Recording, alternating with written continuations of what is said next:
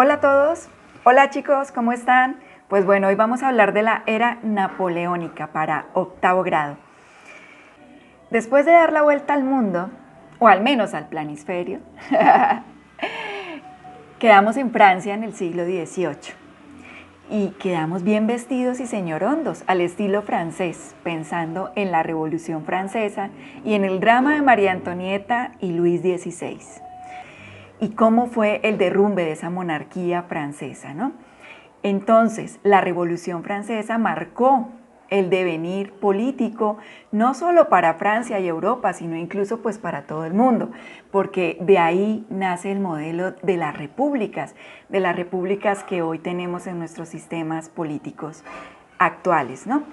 Entonces, arriba las repúblicas, la liberté, la égalité, la fraternité, libertad, igualdad y fraternidad, los derechos del hombre y del ciudadano, que van a marcar también un derrotero para los derechos humanos y para los derechos de otros, incluyendo los de América Latina. Por ahora, volvámonos a concentrar en Francia. Tras el triunfo de la Revolución Francesa viene otra etapa no tan deseable. Eso fue en el año de 1789. Casi siempre pasa eso cuando hay una revolución, cuando triunfa una revolución. Luego el acomodo, lo que viene después, cómo va a ser ese sistema político que va a regir después, se demora en acomodarse, ¿no? En tener como una vida más pacífica, más equilibrada, porque después de una revolución suele quedar un caos mientras empiezan a ver cómo es que va a ser la vaina, ¿no? Estando en eso que no sabían de cómo era que iba a estar la cosa, viene trotando en su caballo un personaje que va a venir a dar un golpe de estado, el famoso Napoleón Bonaparte. Napoleón Bonaparte, el muy talentoso que viene desde abajo, un militar de prestigio, que les hizo el favorcito de hacer un golpe de estado y años más tarde se autoproclama emperador de los franceses. Pero ¿cómo así? Espere, ¿qué pasó aquí? Si habíamos acabado de salir de los emperadores, ¿cómo es que llega otro a declararse emperador? ¿Quién lo entiende? Pero bueno, este es un emperador distinto. ¿Por qué va a ser distinto? Es lo que vamos a ver. Empieza la era napoleónica, con estrategas y batallas.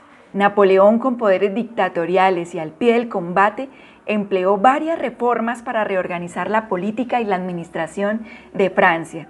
El hombre, en su afán de crear un imperio, quiso dominar a toda Europa continental y derrotar a Inglaterra, que se encontraba en pleno esplendor de la Revolución Industrial.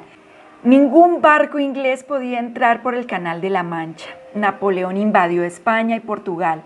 Se armaron alianzas para hacerle frente a Napoleón, pues los otros imperios, casas dinásticas que llevaban gobernando Europa durante muchos siglos, ya le empezaban a sentir las pisadas cerquitas a Napoleón.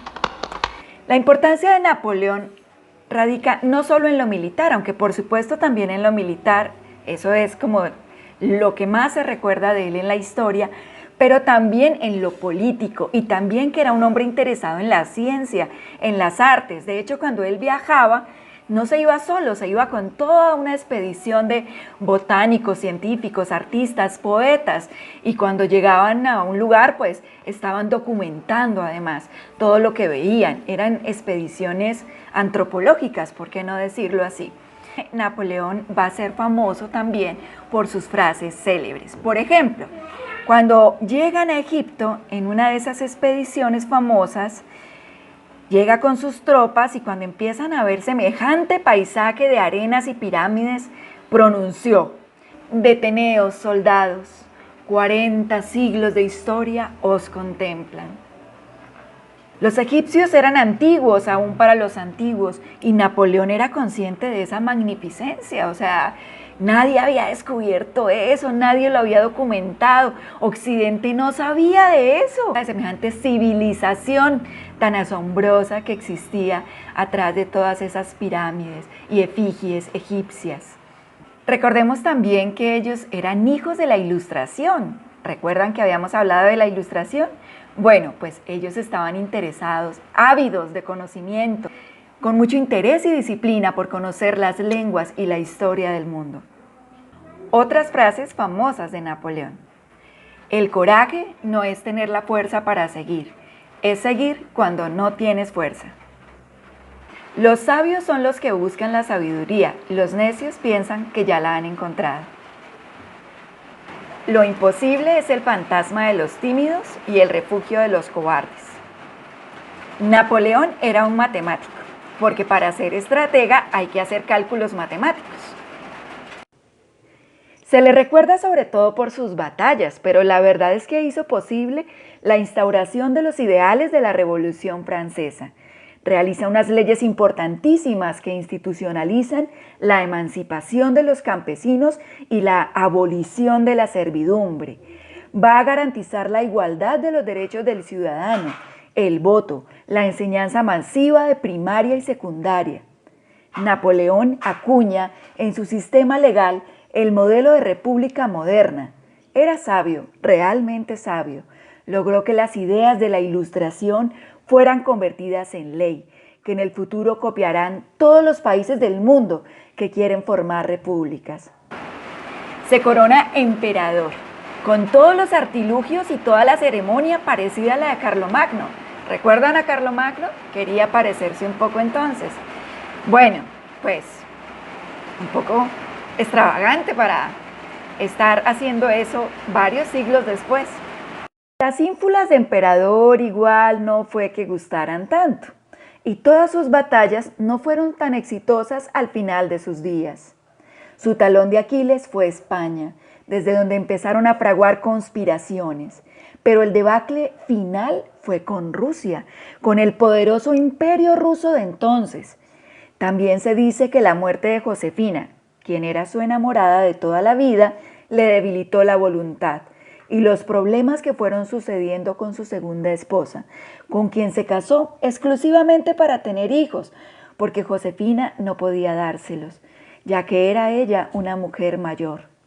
La segunda esposa fue austriaca y recordemos que igual era María Antonieta y eso no tenía tan buenas referencias para el pueblo francés. Recordemos que le llamaban la loba austriaca y que se daban todo tipo de fenómenos xenofóbicos en ese antiguo imperio francés. En 1812 el imperio napoleónico empezó a decaer.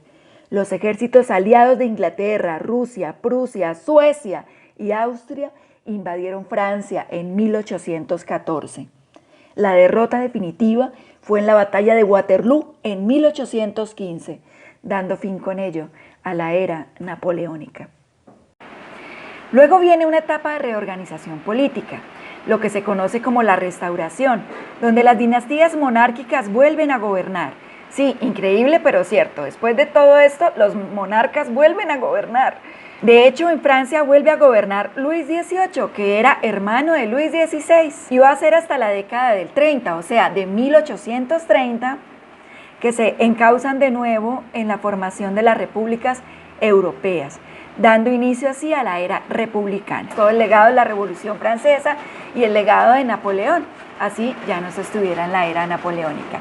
Y esto va a ser un referente importante para América, como les he dicho antes, porque además es la época en que en América se están pegando los gritos de independencia, el grito de Dolores en México, el grito de Chuquisaca en Bolivia, los gritos de independencia nuestros. ¡Abajo el mal gobierno! Chicos, espero que les sea de utilidad. No olviden hacer hasta el punto 6 de la actividad. Nos vemos hasta la próxima.